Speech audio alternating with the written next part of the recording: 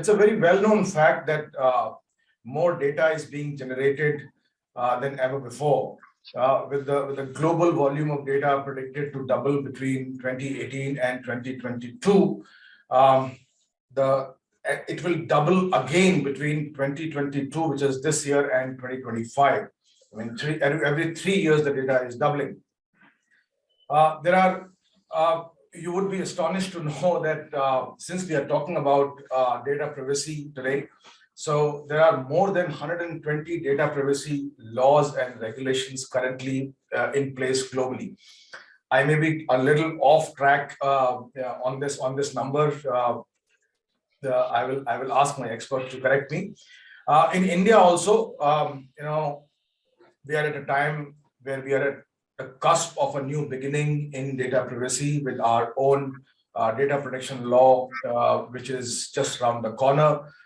I was referring to survey done by EY, data privacy survey done by EY, wherein they say that 70% of the C-suite leaders view the personal data protection bill as an opportunity to build trust. And they obtained responses from 150 C-suite leaders across various sectors. If we talk about the global scenario, most nations now accord a greater degree of importance to the criticality of data privacy. Technological progress has indeed created a situation of severe tension and incompatibility between the right to privacy and the extensive data pooling on which the digital economy is based and is booming. And this requires new thinking about the substance of this concept called right to privacy. In this age, when both governments and the giant corporations have become data miners, if I can say so, collecting information about every aspect of our activities, our behavior, and our lifestyle, it is indeed important to look into various aspects those aspects that on one hand impact the privacy of us as users or the owner of the information, and also how that can be protected. So, privacy as a concept, I personally think that still remains very elusive, not because it is hard to define, but because by nature it's very dynamic and it's influenced by a wide variety of individual choices on privacy and their rights defined globally by various regulatory authorities or governments and changes in the political and technological environment. Now, without getting into details on these statistics, which are anyways available on internet, let us straight away dive into our conversation with our guests, who perhaps need little or no introduction. I have with me today Shivangi Nadkarni, who's the co-founder and CEO of Arrka Consulting. She is one of India's foremost privacy consultants and a visionary. With Shivangi, we also have Anja. Samir is also the co-founder of Arrka. Welcome, Shivangi and Samir. Welcome to both of you. Thank you, Rahul. Pleasure to be here. So noteworthy is that Arrka conducts an annual study on state of privacy of Indian mobile apps and websites, about which we will get to hear from both of them. So without further ado, Shivangi, I would like you to showcase the findings of this year's study, if you can. Thanks, Rahul, and such a pleasure being here once again. Thank you for your kind words, and you've always been a supporter. I'm just setting the context for this. So we do this study every year, and this is the 5th edition of the study. We started it actually on a lark. Samir and I were having a conversation once, and we were looking for data about India. And we found that there was actually nothing. So we said, why don't we ourselves do a little bit of study? And, this was while we were setting up our privacy testing lab and so on. And suddenly we realized these data points have started to become very significant. Okay, so I'll present to you what have been the findings of this edition, right?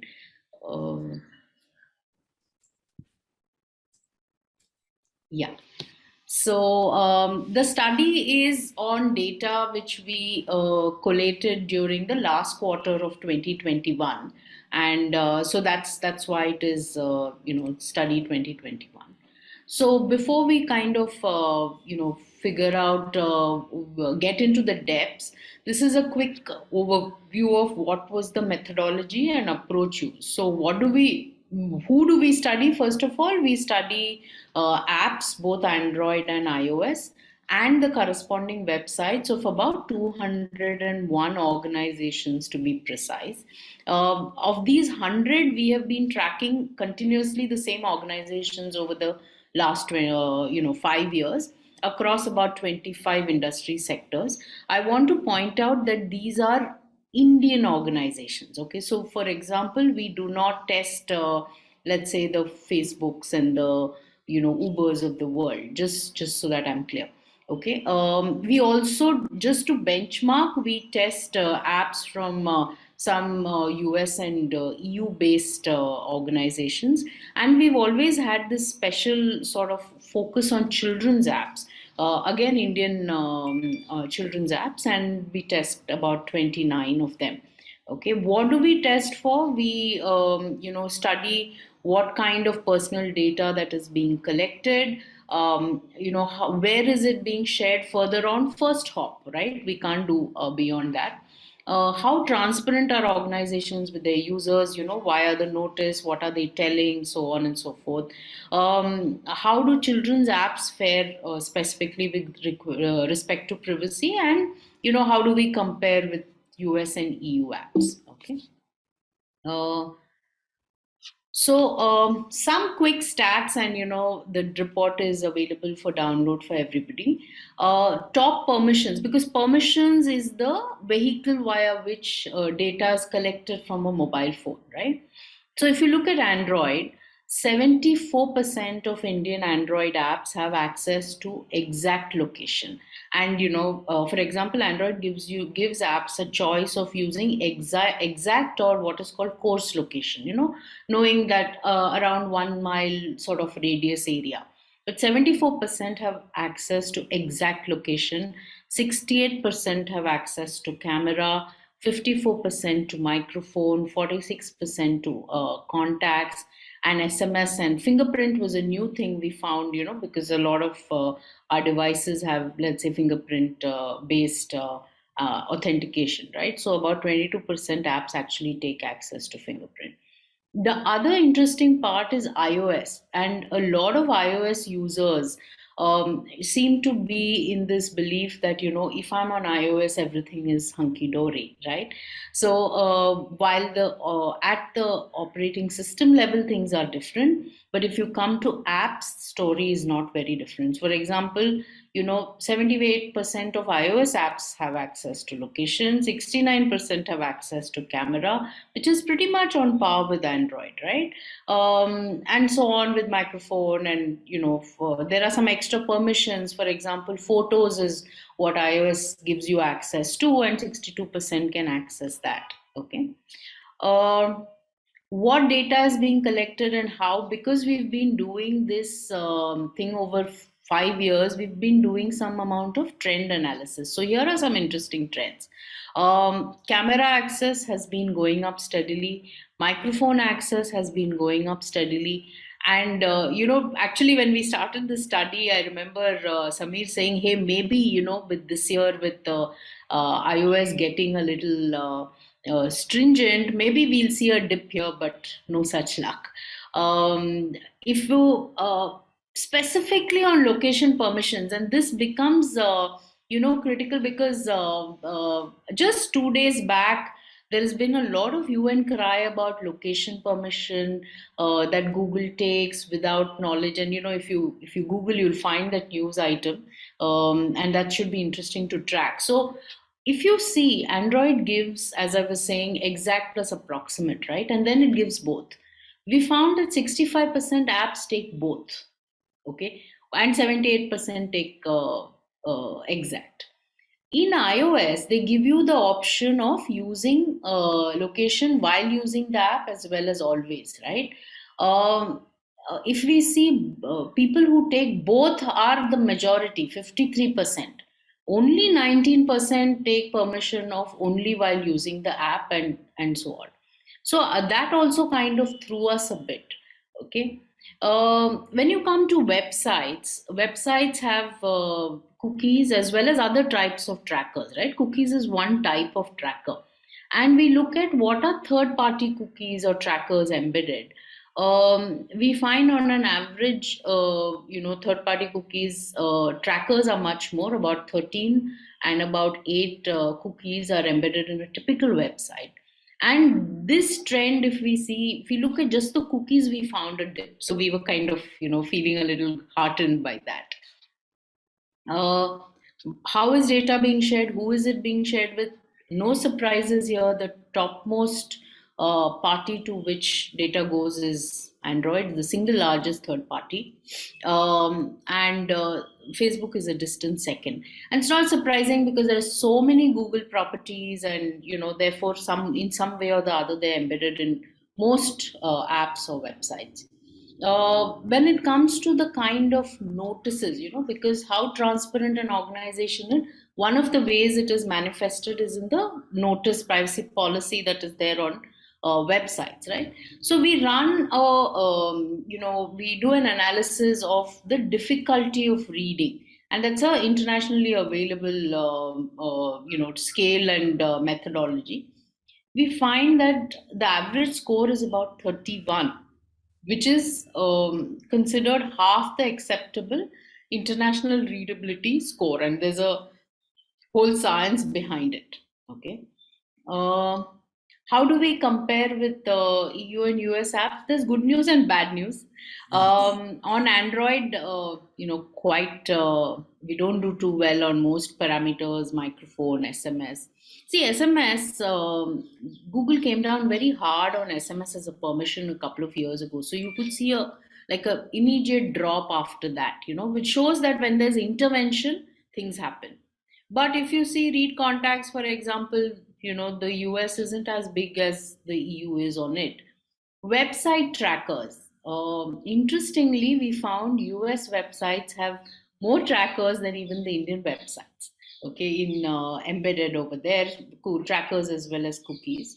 And we looked at Google Analytics because that's been in the news with Schrems and all the judgments in the EU again in the last couple of weeks. So we find that in India, 90% organizations have Google Analytics embedded, by the way. It's much lower outside. Children's apps, we looked at camera because that gives worry to a lot of people. 21% apps access camera, 14% access microphone, 55% provide in-app purchases, and 55% serve in-app ads. Now, this is relevant because the Indian bill, the current version of the data protection bill, actually doesn't, prevents people from serving targeted ads to children, right? So there's a long way to go for our in children's apps. And trends up and down. Cameras gotten worse, microphones dipped a bit, location permission has dipped a bit, right? And finally, we have this privacy index that we calculate. The index score is 53. It has remained pretty much the same across the years. And let's see how it changes next year if the law comes into place. So we did a quick, assessment with these very limited parameters. Of course, the data protection bill is huge, but in some ways we said, let's see how, in this limited way, how does it look at from a readiness perspective. So if you see, everybody has a notice, right? Whether the contents of the notice meet the requirements is a different question, but at least everybody has a notice, which is good news. And then everywhere else, it's a hit and run. Many things need to be done. Somewhere there's no readiness and so on. So we'll have to wait and watch how everything progresses. So that's a quick overview of the report. And you can download it to get a full view of all the data that is there. As I've said, most cases, no surprises, and lots of disappointments as well. Thank you so much. I mean, as Shivangi said, that we'll also, Arrka will do from its own side. We'll also help you finding the link to download this report. Uh, I didn't reveal it. I have got access to this prior to the launch today, but it's a very, very revealing report. I was also seeing a small data point, which is a study done by Who Tracks Me, and that found that around 82% of web traffic contains third-party scripts by Google, and almost half of them are confirmed to be tracking you. And it's not just Google, as you said. Facebook tracks around 15% of web traffic. Both Twitter and Microsoft track around 4% of all the traffic. So I guess it's about the heightened awareness of the users, how much they care about their own privacy. At least in India, I doubt that we have reached to the level of sophistication and awareness where we would like to protect our privacy from all angles, from all sides. However, let me start asking you a few questions. I mean, both of you can choose to answer or one by one or singularly. So while studying the data for privacy concerns in context of India and doing a compare and contrast vis-a-vis some other regions and countries like US and EU, did you summarize that there is a direct link between laws or regulations being enacted and the state of privacy of digital properties of organizations in those regions? Yeah, definitely. I mean, if you see consistently, why are apps in the EU at half or even lower in terms of parameters, right? They've always had a data privacy directive, and then the GDPR, of course, which has come down so heavily on a lot of this, along with their the e-privacy legislation, which is known as the cookie law, right? So it definitely has an impact. That combined with some of the ecosystem folks taking measures like Android and iOS coming down, they also have an impact. Samir is an iOS user and at the is benefited from the ATT framework. So Samir, why don't you share your perspectives on that? So, I mean, you can see the impact of law in various things like when privacy policies get rolled out by the big tech, EU is a different rollout compared to the rest of the world. And that really is the impact of the law and the way it has been implemented that has been coming in. Now, when you were speaking about tracking, and when tracking happens, it happens in multiple ways. So even within your smartphone, an app can track your behavior the way it is working on other apps as well, and which is where the Apple application tracking transparency comes in. So at a first stage, they have at least given choice to the user, saying, hey, this app can track your activity across others. So do you want to allow it or do you want to block it? The moment I block it, the app within the ecosystem cannot track others. And which is why you see a lot of third-party trackers coming into place, because that's the only way they're going to work around this entire piece that comes in. But this is a big shot in the arm, because at the end of the day, the user does get the choice, and the way Apple is doing it, which is irrespective of law, the moment the India law comes in, will become a de facto standard for the Indian organizations as well. And that's something that we've been seeing as a trend across. Like we can definitely see impact of California Privacy Acts on the way the California residents are taken care of. So therefore, they have now a separate sandbox which comes for places where the law is prevalent, and the general area where the local law is not really prevalent, and hence a lot of those things are coming up.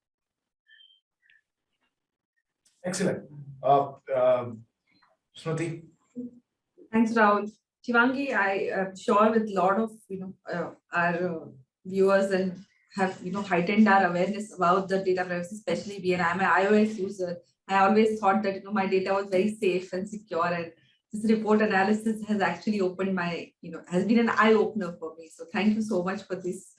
So yeah, as Rahul said, I also had access to the report. Thanks to you. And I saw that a lot of user data is being collected by regular business, not just social media, and it is being shared with the big tech from the back end, and we as users are not realizing it. So how does this exactly happen, and what is the impact of this on users' lives? Samir, you want to take that? How the backend? Sure. So there are now two aspects here, as you said. One is somebody is collecting data from you directly, and then there is where you are saying they're sharing it with big tech. So the sharing it with big tech is a big question mark. We don't know really what is being shared and all. And unless we go into individual contractual obligations or the way the systems are being used, we'll not be able to clearly articulate what kind of data gets shared everywhere. Uh, However, there are some indications of data share. For example, the trackers that you have, the trackers in a way share data across. Then we have seen data traffic flowing a lot towards Google web servers, AdSense web servers. Then you have the Amazons where this data gets flowed. So, in a way that there is some amount of data that is flowing. And this flows parallel in terms of parallel to the application owner and the third party that it goes to. Now, typical development, when it happens, there is a standard ready-made library that just gets plugged in, which is how every developer does it. And when they use standard libraries, these libraries already have trackers and other connectors embedded into the ecosystem. So that is one first point where we have seen that data gets randomly picked up and pushed everywhere. The second thing is on the backend that various portals, APIs, application layers is where again standard libraries get used, which have their own mechanisms for sharing data outside. Sharing in the case of replication, sharing could be where the data is actually going and nobody realizes that it is going. So these data points are something the study does not focus on pure backend, how it does, but we try to identify from the front end what are the places that technically can go and may be going. So we don't have a handle on what's the actual data that gets shared, but we know a lot of trackers use behavioral data, profiling data that keeps getting shared. You also have another aspect where somebody say you log in and use authentication as your Google ID or use authentication as your Facebook ID. That gives Facebook and Google access to your data and vice versa. And that's where a lot of data sharing happens. If you see, they will say, I will now have access to your email or your activities or something. So that's a lot of data sharing that comes in. And this is where Google is also trying to do the flock portion. Apple is trying to do the application transparency tracking so that a lot of these data can be curtailed and can actually be blocked using your consent. But this is going to be an ongoing process because unless the alternative comes in and it is clean, privacy driven, it's very difficult for advertisers and marketers to survive or even organizations to create their reach. So there is a huge business ecosystem that is working around the entire piece of sharing. This is extremely scary. Yeah. Yes. I just want to add on to what Samir said, and this is anecdotal. Okay, the kind of work that we do with some of our clients, we found that when they become aware and then they want to go out and of course identify the SDKs. One of the things is that the existing security testing does not look out for any of these trackers or SDKs. The security testing only looks for malicious SDKs, malicious trackers, and scripts, and so on. Right now, none of this is malicious, so it doesn't get trapped there. Then there is no methodology in place for checking or even having, sort of design principles, like Samir said, right? You download libraries and just use them. There are no design principles given to product procurement or product development which says that, hey, you cannot use this, or if you're using it, tell me, because I need to declare it to my users, right? So there is this whole sort of orphaned system of these things floating around in the organizational ecosystem with nobody really knowing what's going on. That is the scary part. And in fact, our whole digital property assessment, the genesis was this. We didn't know what was happening, and we wanted to evaluate how privacy is getting taken care of. All we were thrown were security reports, and we said, no, this is not what we want. This is just one part. So it is only preventing data leakage. What about legitimate violations? That's why we got down the road of assessing digital properties. And that's where the whole Arrka labs and later the report came up for us. Okay, so the idea, Shivangi, here was that we wanted the participants and the listeners to ask questions live. I will keep some of my questions on the back burner. It is important that we answer some of the questions which are being asked now. So Nikhil is asking two questions that he has. One is that in-app ads are controlled by Google through a right. So can we hope that Google will take care of the content which is shown or served to the children?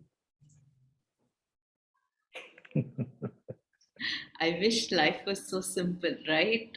Samir, you want to be specific in answering that? Your smile says a lot of things. Okay, so first of all, Google's revenue is built on ads. So I don't expect them to be able to mindful about it. What the law will bring in is definitely that Google has to ask, are you a child, before even showing the ad, and also has to ask, do you want personalized ads or generic ads? The ads are going to remain. Whether they're personal to you or generic is the only choice you can make.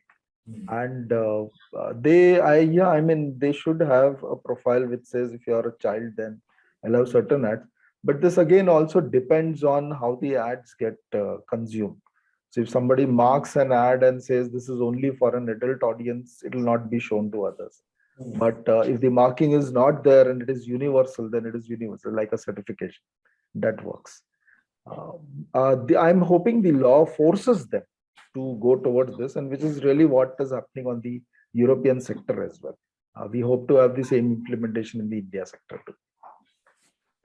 So second part of his, not second part, but second question that he has is, once the privacy laws are introduced in India, will India remain an attractive market of billions? I want to address that head on. Okay. Most people, there is this belief, and we see it on the ground, okay, which is that privacy will prevent you from doing XYZ. That is not the crux of privacy, is to say that, whatever you do with my data, tell me what you're doing with it. Don't do it behind my back. Take my consent, give me a choice, and then use it only for the purposes that I have consented to. Today, what is there is a wild west, free for all, right? Nobody asks us what we want, nobody tells us what they're collecting properly. Nobody asks us whether we want it or not. And then, of course, we have no control over what is going on, right? Now, it does obviously, sort of bring down this wild scope that we have today will definitely get curtailed. Does that mean that India, as a very lucrative data rich market, is going to completely lose its thing? Not at all. In fact, I think it will become a much more, sort of managed well, that you cannot do stuff at the cost of human beings. The equivalent I like to talk about is how many years ago, or not so many years ago as well, you could have industries that generated employment and upped the GDP, but that doesn't mean that they were allowed to, or they could go on spewing pollutants into the water or the air, right? There has to be some sort of a control over it. And you could just look at Europe and California for now. Both of them have a privacy law. There is no innovation that has got curtailed. There is no market that has gone out from ever. It's just that you can build the same products keeping privacy first. And that's the whole privacy by design initiative. So I agree with Shivangi. I mean, there is no reason to think that privacy is going to curtail the market or bring it down. Okay, so next question is from Preetham, who is asking, what about the grievance cell with regards to data privacy complaints? Yeah, I think everybody needs to, at least the bill talks about having a grievance cell, that grievance officer who will look at data privacy complaints from every user. I have one more question before I go back to my laundry list, but I nonetheless, as I said, it is important to take questions from our viewers. So Nitin wants to ask, does the testing also check if data is shared with technology companies, even if the user says no in the app? What we do, customized testing for companies, yes, we do test. Yes. So not as part of the report, but we do specialist testing, and in that we check the entire backend and the architecture. Yes. Okay, so one more, I can't stop. Ricky wants to ask, can we have a scenario in India similar to GDPR of EU, both government and private participation? It's all good specialists speaking on the topic, but reality needs to be checked. And this is a little critical appraisal of what we are doing now.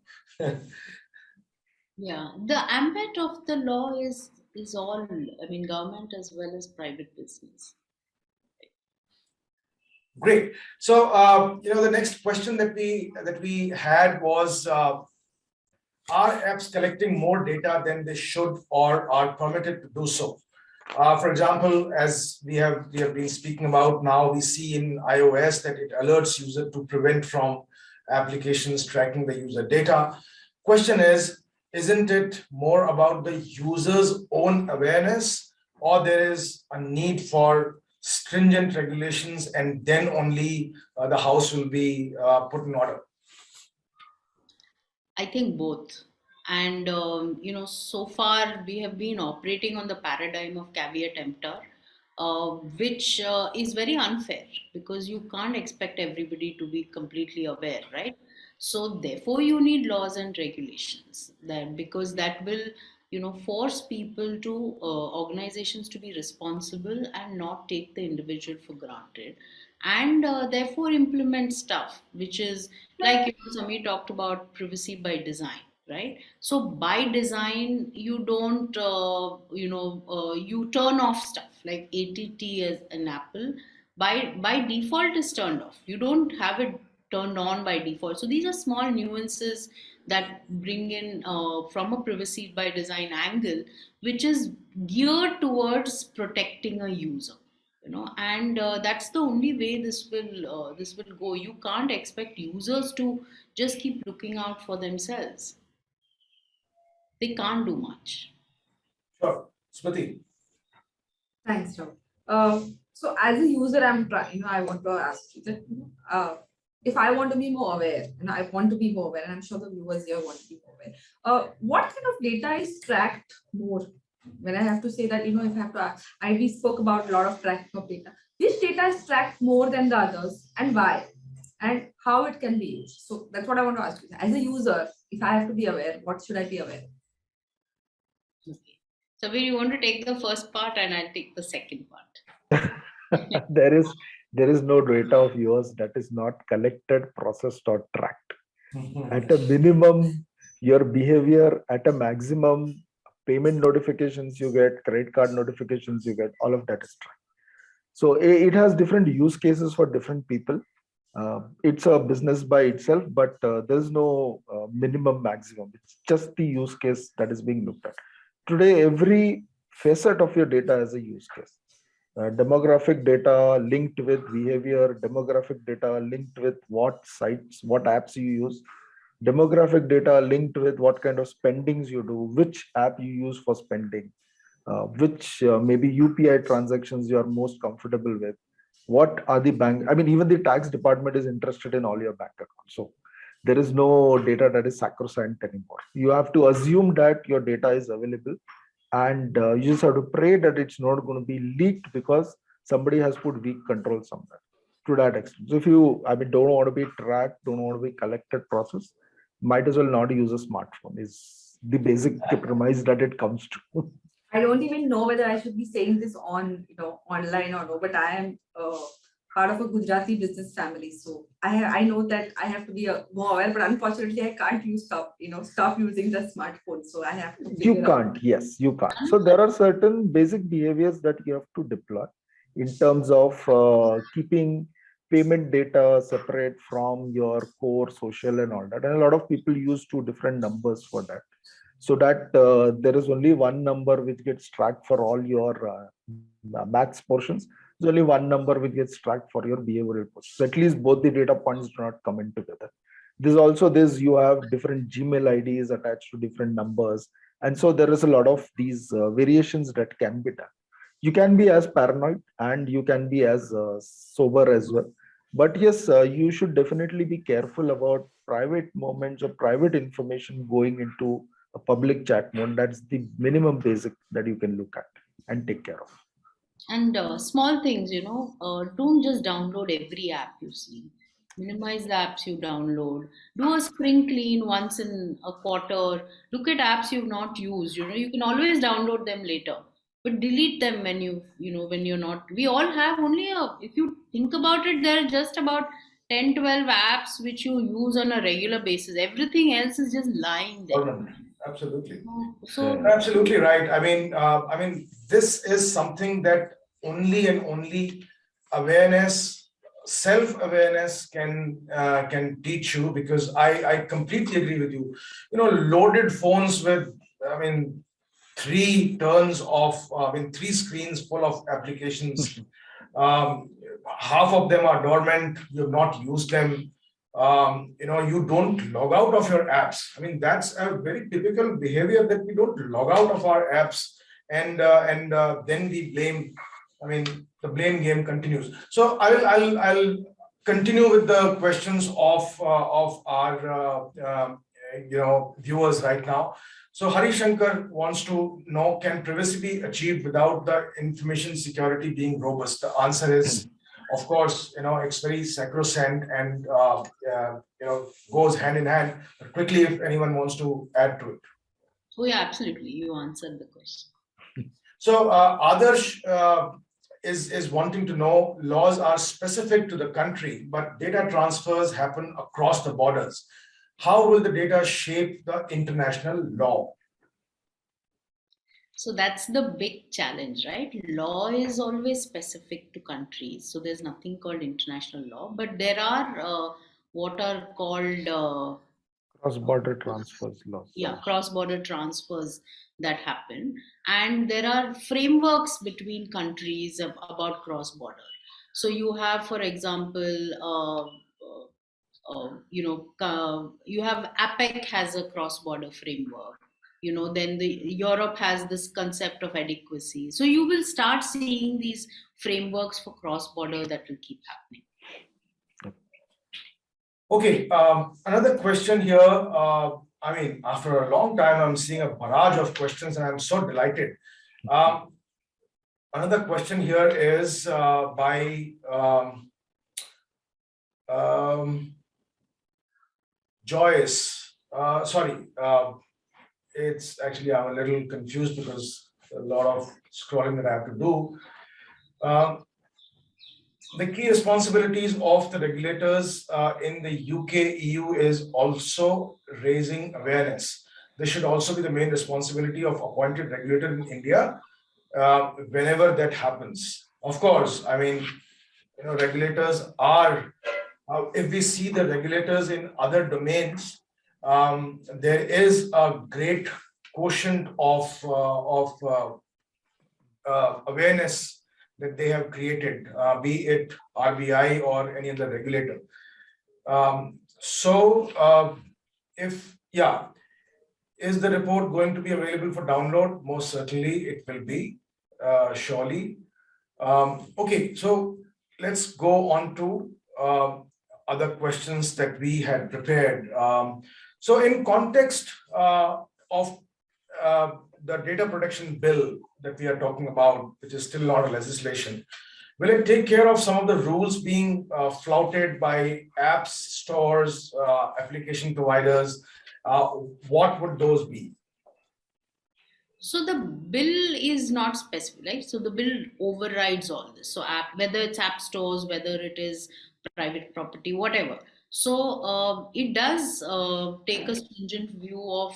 So the bill reiterates the principles of privacy, right? It says collect only what you need, do it with consent, use it only for the purpose you're supposed to, delete data after it is no longer in use. All of that. So when that translates into an application, obviously all those rules are applicable, and therefore flouting of that is there are associated measures. So the bill at least has gone along the global trend of very high penalties. So there is 2 to 4% of turnover of 15 crores or between 5 and 15 crores penalties. And interestingly, the bill also talks of criminal penalties for people who are re-identifying de-identified data, which we've not seen in other privacy laws. So that's also an interesting one. Thank you. So my colleague Bablu, who is also an enthusiast and tech geek, wants to ask a question. What do you think about the apps which come with the smartphones, especially Android phones?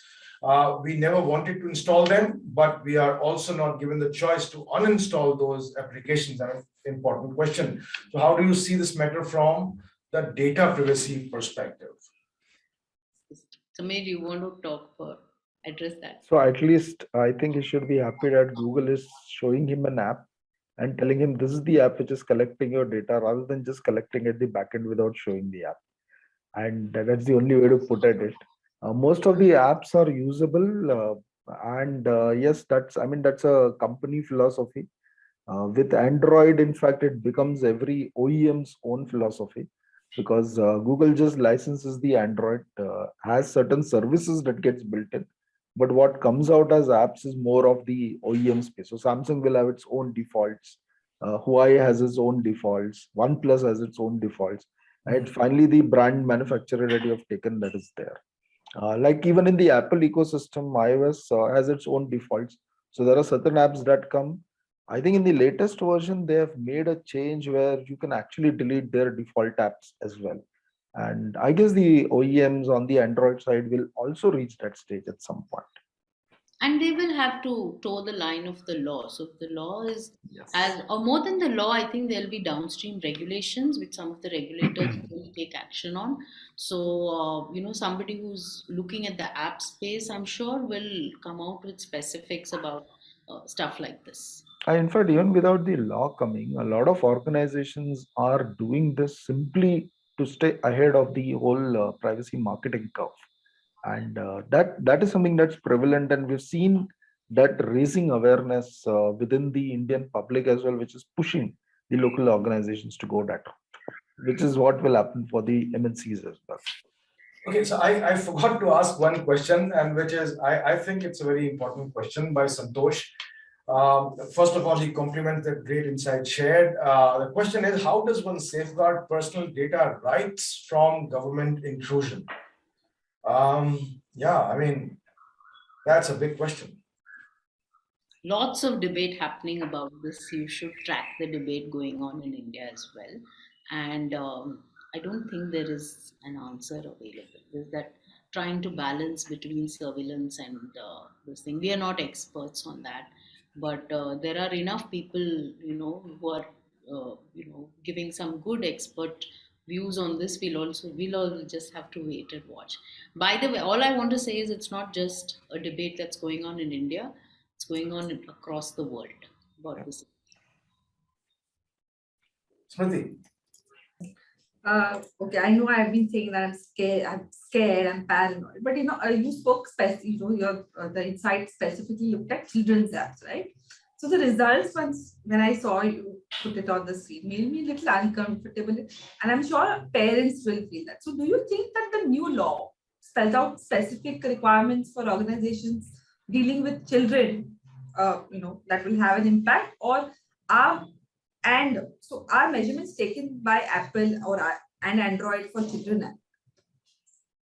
Yeah, so there's good news there. So, first of all, our own bill has a complete section on children's apps, about what is allowed, not allowed. So, for example, it says absolutely need to have parental consent, no no behavioral targeting ads towards children, and so on.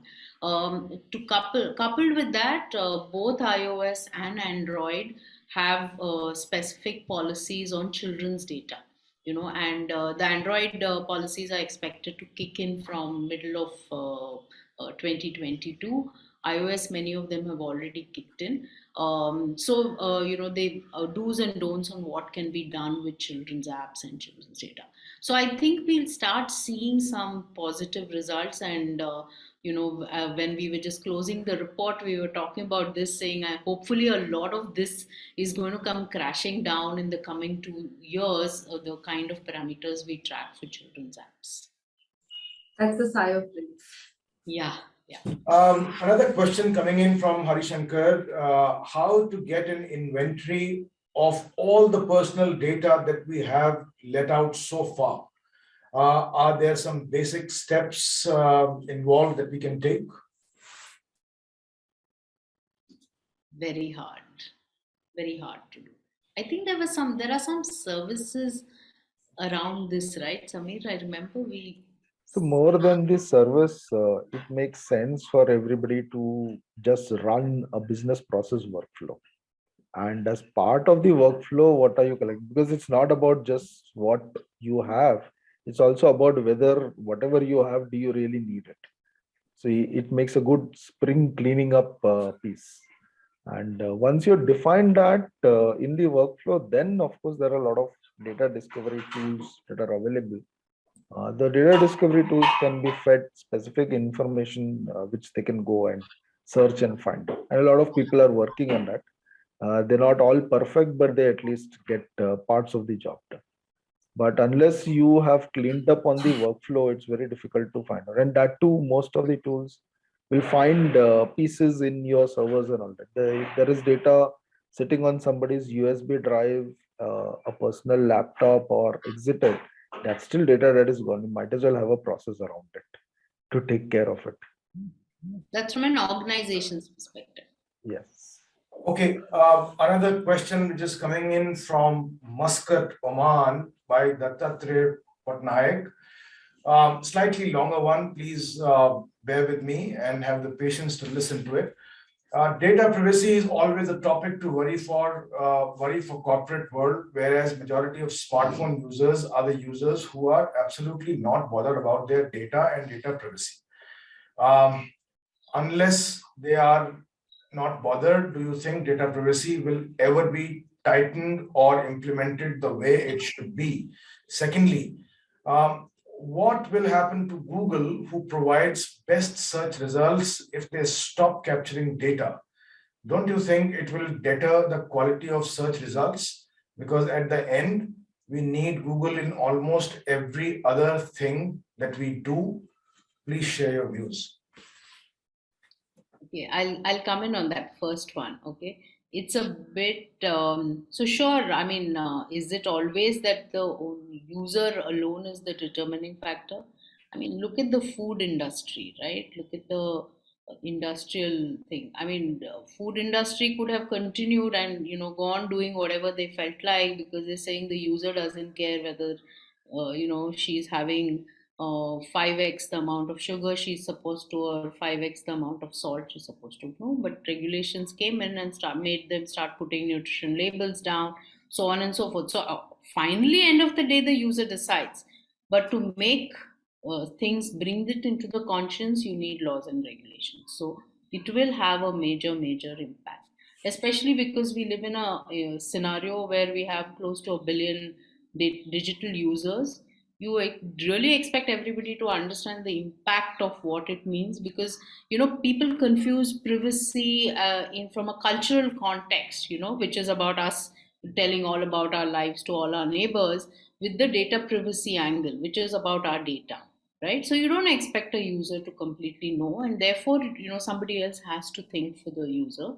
And if you think about it, that's the way the world has gone, and it has benefited, right? So that was the first part of the question. The second one, now I've forgotten. The second part was that what will happen to Google, who provides best search results, if they stop capturing data? Don't you think it will deter the quality of search results? Because at the end, we need Google in almost every other thing that we do. Absolutely. So nobody's saying stop. They're saying give a choice, right? So if you are the one who likes getting customized results based on your user profile, go ahead and share it. But if Smriti says I don't want somebody tracking me, then she should have the choice of saying, hey, don't do it. So it comes down to choice. There is no binary yes or no. And there Okay. are regions like DuckDuckGo and Yeah, others, correct. right, who are doing a great job of search without having to give you Correct. custom search. Correct. Since the time constraint is always the biggest enemy, I would take two more questions from the audience who's watching us live here. In the meantime, I would like to ask a question which should have been the first question, but unfortunately, it is the last from me. So. Shivangi, you have been doing this study for last 5 years, very consistently. What prompted you to initiate something like this in the first place, and how impactful do you think this has really been in the Indian context? So, as Samir was mentioning, we started doing the study because when we started looking around for some data points on privacy for India, we found none. And simultaneously, we found a couple of our clients struggling through, trying to understand what's going on with data and feeling out of control. So we were, starting our lab. So we said, hey, let's put this all together and do a study. And we are not a policy organization, nor are we a research institute, so this is actually something which is out of the normal course of our work. So and then when we saw how that this was, people were looking at the study and taking it as input, it just gave us a lot of I would say satisfaction in doing this. So now we feel it is it's our little contribution to the space in India. But tell me something. Now, this is completely impromptu question. Do you also submit these results or share them with some of the nodal agencies in the government? Actually, we've not been actively doing that. Maybe we should this year. Yeah, that's a good idea. Okay, one more question coming in from Shubhajit Roy. Um, he wants to know any major differences between GDPR and proposed uh, data protection bill of India. Quite a few, quite a few. In terms of consent being the chief vehicle of legal, as basis for processing, GDPR has a lot more. The rights are different, slightly different. We don't have all the rights. Or rather, I won't say we don't have all the rights. The what rights the GDPR has articulated as rights, some of them are actually built into the law itself. Then there are some other nuances like looking at this concept of the whole thing about critical personal data, for example, is one more. Looking incorporating children's data as part of this is different. Sensitive data, we are bringing in financial data into our law, whereas the GDPR doesn't have financial data. So there are a few differences like this. I feel the law is kind of tailored here, and of course the newest one is that they have included non-personal data under the security and breach notification categories. So that's a big one. Then stuff like doing data audits and coming up with data scores is also something which is very unique to our law. So let's see what finally gets passed in Parliament. Okay, I think pardon me if I have left any questions unanswered, but a great discussion. A very, very valuable discussion in context of today's scenarios, and also the day today that we are celebrating as the Data Privacy Day. Any other questions, if there are any, or I can then thank my guests today. All right, so there's no more question. Shivangi, Samir, both of you, thank you so much for taking time out. And I will urge you to please send me either a link or PDF I have, but if you have a link of the report, I would like to send it across to the attendees of today because they've been asking, and also otherwise in a nice mail we can actually do it as a mailer to our larger community. Certainly. Thank you so much. Thank you very much. Thanks a lot. Thanks a lot. Have a nice day and a weekend ahead. Thank you. Happy Data Privacy Day to everyone. Happy Data Privacy Day Thank to you. everyone. Bye-bye.